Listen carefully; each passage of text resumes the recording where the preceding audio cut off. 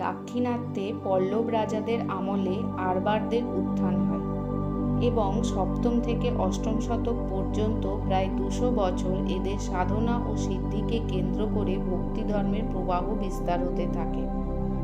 এদের প্রভাব দক্ষিণ ভারত ছাড়িয়ে উত্তর ভারতেও বিস্তার লাভ করে। আরবার শব্দটি তামিল শব্দ। আর অর্থে নিমগ্ন ও বার যিনি থাকেন, অর্থাৎ ঈশ্বর প্রেমে যে সদাই নিমগ্ন থাকেন তিনি আরবার বৈষ্ণব। তামিল দেশের ধর্ম সংস্কৃতির ইতিহাসে 12 জন আরবারের নাম পাওয়া যায়। তার মধ্যে একমাত্র নারী সাধিকা হচ্ছেন অন্ডাল।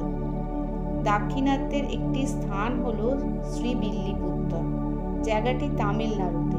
সেখানে একসময় বিষ্ণুচিত্ত নামে এক পরম ভক্ত তার স্ত্রী বিরাজয়কে নিয়ে বাস করতেন। দম্পতি ছিলেন নিঃসন্তান। সেই সময় একবার রাজ্যের রাজসভায় শাস্ত্র বিচারের অধিবেশন বসে। বিষ্ণুচিত্ত তার অসাধারণ প্রতিভা বলে বিজয়ী হন। বিজয়ী বিষ্ণুচিত্তের গলায় রাজা বিজয়মাল্য পরিয়ে দেওয়ার সাথে সাথে উপহার হিসাবে 1 রাশি স্বর্ণমুদ্রা দেন। সেদিনকার সেই স্বর্ণমুদ্রা দিয়ে বিষ্ণুচিত্ত বানিয়েছিলেন শ্রী রঙ্গনাথজির মন্দির এবং সেই মন্দিরেরই পাশে একটি বিশাল উদ্যান। শ্রী রঙ্গনাথজি হলেন শ্রী নারায়ণেরই এক বিশেষ রূপ। বিষ্ণুচিত্তের কাছে এই উদ্যান ছিল ভীষণই প্রিয়। তিনি প্রতিদিন পুষ্পচয়ন ও তুলসী চয়ন করে নিজে হাতে গেঁথে প্রভুকে নিবেদন করতেন। এরকম এক আষাঢ়ের বর্ষণকান্ত প্রভাতে পুষ্পচয়ন হয়ে গেলে একটু তুলসী পাতা তুলে নিয়ে ফিরবেন এই মনে করে তিনি পা বাড়ালেন তুলসী কাননের দিকে। সেখানে পৌঁছে তিনি দেখলেন তুলসী পাতার শয্যায় শোয়ানো আছে এক শিশুকন্যা। শিশুকন্যাটির অনিন্দ্য সুন্দর রূপ দেখে তিনি বিস্ময়ে বিমূঢ় হয়ে যান। তিনি দাঁড়িয়ে দাঁড়িয়ে আকাশ পাতাল ভাবতে লাগলেন, শিশুকন্যাটি কে, কোথা থেকে এলো, দেব শিশু না মানব শিশু, এরকমই সব কথা। এরই মাঝে তুলসীকুঞ্জের পাশ থেকে ভেসে এলো এক দৈব আওয়াজ, আচার্য, কেন বৃথা ভেবে মরছ? এ তো শুধু মানব শিশু নয়, দেব পূজার দিব্য অর্ঘ্য। তোমার মালার ফুলের সাথে একেও উৎসর্গ করে দাও তোমার ইষ্টের চরণে। তারপর একে লালন পালন করো নিজের সন্তান রূপে। প্রেম ভক্তির সাত্ত্বিক সংস্কার নিয়ে এ কন্যা জন্মেছে। তার দিব্য জীবন অগণিত নরনারীকে করবে কৃষ্ণ রসে রসায়িত। বিষ্ণুচিত্তের সংশয় মুহূর্তে দূরীভূত হল। তিনি শিশুকন্যাটিকে ঘরে নিয়ে এলেন। বিষ্ণুচিত্তের স্ত্রী বিরাজয় পরম স্নেহে তাকে বুকে জড়িয়ে ধরলেন। যত্নে আদরে শিশুকন্যাটি বড় হতে লাগল। এই শিশুকন্যাই পরবর্তীকালে মহাসাধিকা অন্ডাল রূপে পরিচিত। অন্ডালের জীবনেও সবচেয়ে বড় আকর্ষণ তার পিতার রচিত পুষ্প উদ্যান। এই পুষ্প উদ্যান ও তার প্রাণাধিক প্রিয় রঙ্গনাথজির শ্রীমূর্তি ঘিরেই তার জীবন অতিবাহিত হতে থাকে। একবার বিষ্ণুচিত্তের অভিনব মালতীর মালা অর্ঘ্য দেওয়ার ইচ্ছা হয়। যেমন ভাবা তেমন কাজ। মালা গাঁথা সম্পন্ন হলে তিনি সেখানে মেয়েকে রেখে একবার বাড়িয়ে আসেন।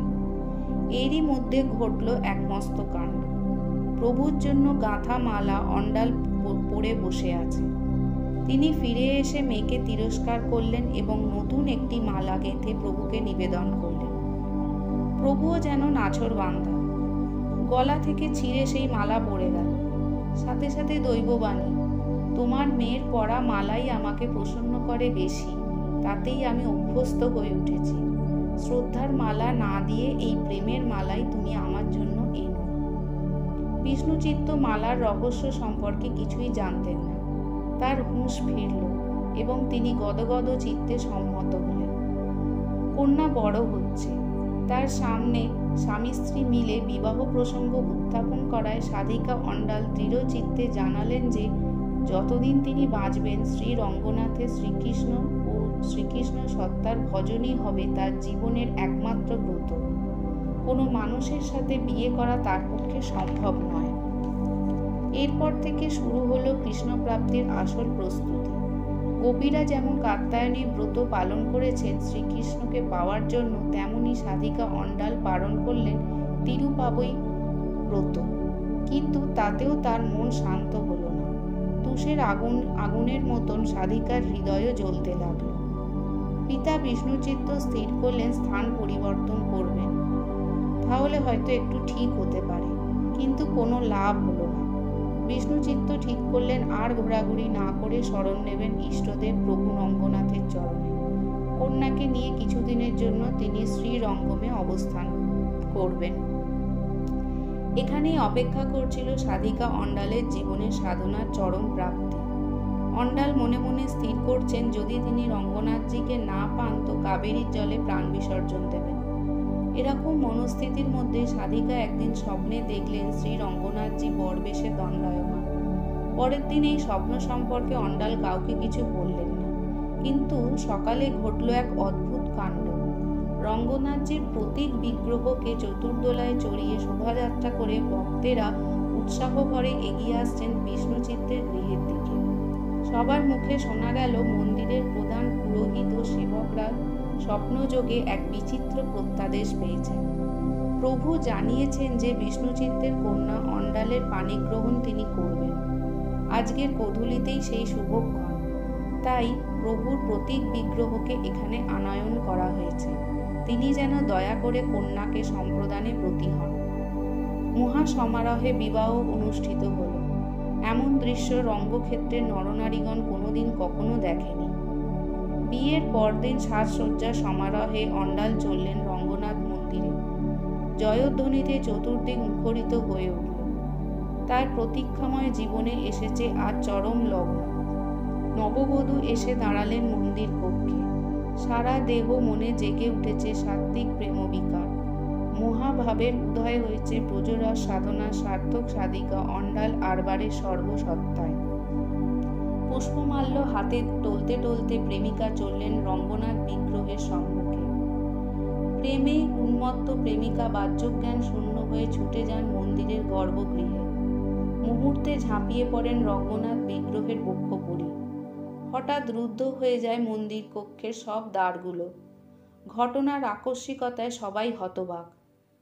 সেবক ও মন্দিরের পুরোহিতরা যখন পুনরায় দরজা খুলতে সক্ষম হলেন, অন্ডালের দেহটি তখন প্রাণহীন। আলিঙ্গনে আবদ্ধ করে রেখেছেন তার চিরজীবনের সাধনার ধন রঙ্গনাথজিকে।